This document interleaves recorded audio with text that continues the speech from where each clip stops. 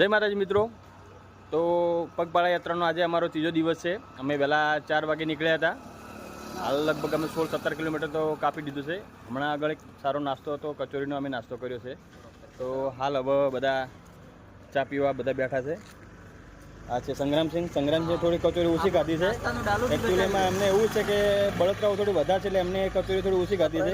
નાસ્તાનું ડાલો બી બતાવો, અમે સાથે લઈને જ ફરીએ છીએ। હા હા, હવે એમાં એવું છે કે અમે બધું સાથે જ છે। અમારે આ ડાલુ છે, 15-20 લોકો આગળ બી ગયા છે। કુંદનસિંહ આયા છે સેવા કરવા, અમને ચા પાવા આવ્યા છે। અને આ ભાઈ છે ફુલભા, એ પણ ચા પાવા આવ્યા છે। અમારે હિંમતસિંહ લગભગ 2-3 દિવસથી કહેતા હતા કે મારે કચોરી ખાવી છે। ફાઇનલી આજે એમને 3 કચોરી તો ખાઈ જ દીધી છે।